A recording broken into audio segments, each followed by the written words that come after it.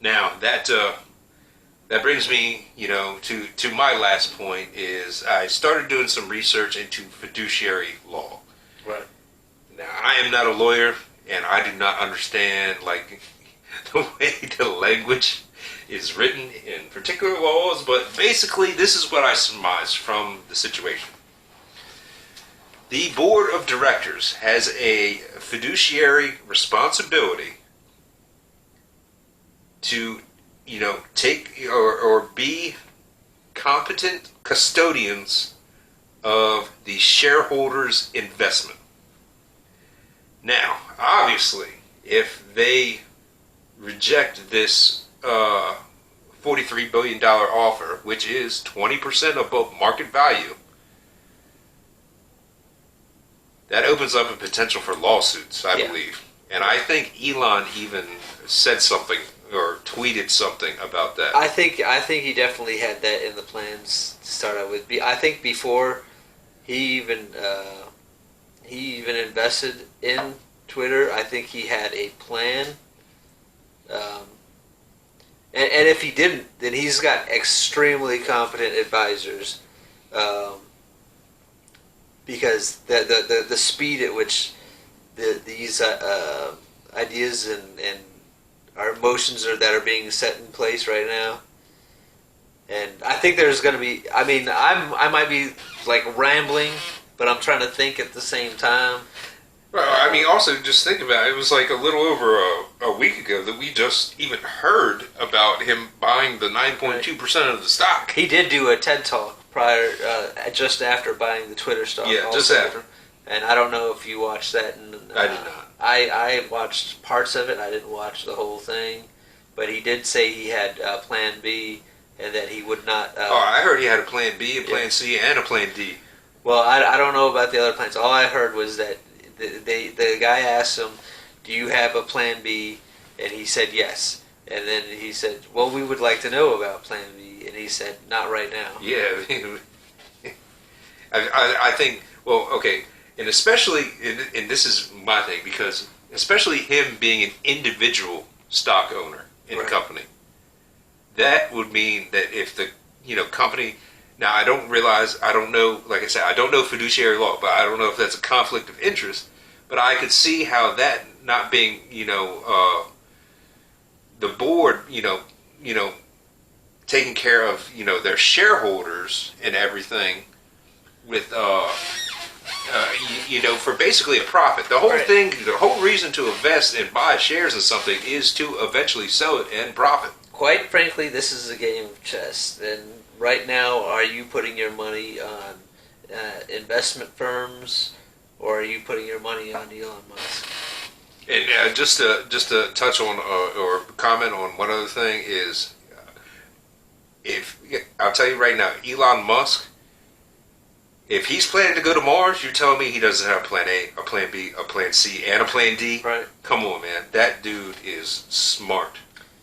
And I think he knows that we're at this tipping point where, I mean, right now the government, personally in my opinion, is completely controlled by corporate interests. Mm-hmm. And if Twitter and all the other media companies, they are also owned by all these investment companies, and you're not getting the information that you need to make intelligent decisions on who and how you should vote for something, or the way that you should be able to think of things without the open and capable conversations that should be had on these platforms.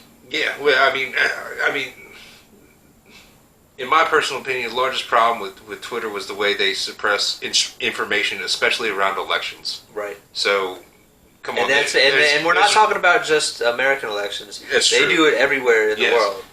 I mean, they have their person that they want, and they pick them out, and they definitely lean hard towards giving these people a voice and covering up information that they don't want you to know about them, and giving you information that they want to give you about them. Yeah, I mean, yeah, It's basically about how it goes down. Now you had something too. I did have something, and this is like personally in my mind. I mean, I don't read a lot of tweets, and I don't, like I said, I'm not on Twitter, but this was extremely important to me. Basically, the Saudi prince came out and said, because I personally believe, I'm not sure, but I think he owns parts of Vanguard, or a percentage of Vanguard. Yeah, I mean Probably less than 5%. probably less than 5%. Sure. I believe he actually personally owned Twitter stock at one point in time. Right. But also, once again, less than 5%. So the Saudi prince said, Can I clarify that I have also heard that he has sold, but we cannot confirm or deny. We can't prove it. Basically, right. We don't know. We don't know what he's doing over there in Right. Saudi Arabia. But the Saudi prince said that the stocks for Twitter that Elon was offering, that extra 20% over the value, was too low, and that it was worth way more than that. And that being said, that's going to tell us that the Saudi prince is partial owner of Twitter in some percentage, in some way or form. Right. Well, I mean, I would say, okay, now obviously take this as you will, but I believe that even if he has a tiny bit of say in, Right. what's going on over there, it's a way to control the narrative. Right. Right. And that's basically what it boils down to. Right. So all the stuff in, I can't remember what part of the world that Saudi Arabia is pretty much destroying and dismantling right now. You're not hearing a lot about it on Twitter because he's got money in it. Did you know that at the Formula One Saudi Arabian Grand Prix a couple weeks ago, during one of the practice sessions, there was a missile strike like 6 miles from the track from those rebels? It was like all caught on camera. All right. It was crazy. So actually, I did realize that there were some issues going on over there. This is the exact tweet from Elon Musk. He says, interesting. Just 2 questions, if I may. This is Elon to the Saudi prince. Okay. How much of Twitter does the kingdom own, Mm-hmm. directly and indirectly? And what are the kingdom's views on journalistic freedom of speech? And that's a very, very, very good point. I actually did hear about that, particular tweet from Elon. Right. And I would just say that their views on journalistic freedom of speech is pretty obvious. None. Via what happened to that journalist that went into their consulate. An American journalist. Disappeared. Yes. An American journalist that went to the consulate in Saudi Arabia is no longer, I don't know if he's with us, but he's not around. Nobody knows where he is. Completely disappears off the face of the earth. I can't remember his name either. But. Yeah, I don't either. Somebody named Alex Burrito. Alex Burrito. Barredo. Burrito. I was hoping like a Mexican burrito. He came up from underneath and said, "Hey, Elon, don't forget about this doozy." In Times Magazine, published in 2019, or New York Times, I'm sorry. This is a report by them. Former Twitter employees charged with spying for Saudi Arabia. What? I didn't hear about anything about that. So, can you read that again? New York Times, 2019. Former Twitter employees charged with spying for Saudi Arabia. Ooh. Interesting. Yeah, I didn't hear anything about that. I mean, it's a globally held. I mean, company. were they prosecuted?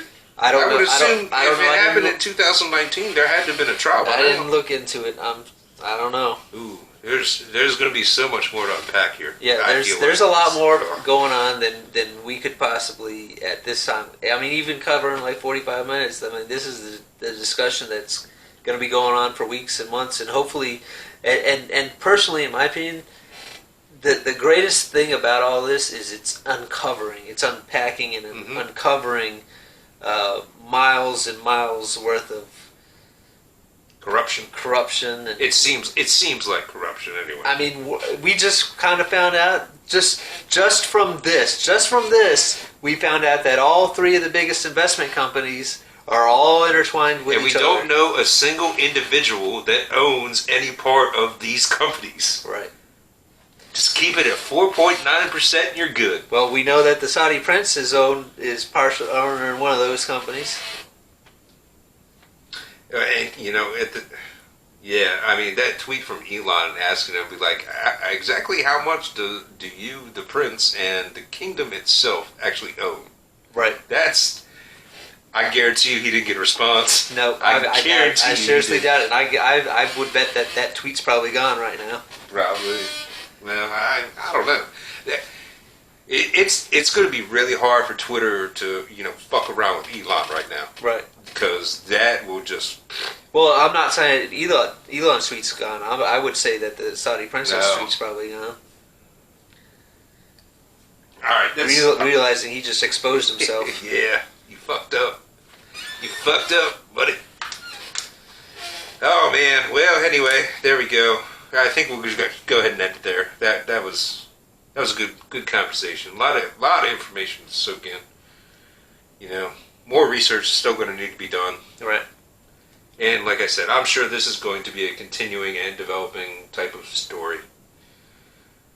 So, ladies and gentlemen, there you go. You have just witnessed episode 20 of the Bangcast. If we disappear in some Saudi Arabian consulate, you'll know what happened. Ladies and gentlemen, I'm of course Gregor Guy. My name is Casey, and I'm definitely not going to end up at a Saudi consulate. There will be a bloodbath. Don't know about that. Either way, ladies and gentlemen, out there watching, enjoy the rest of your day.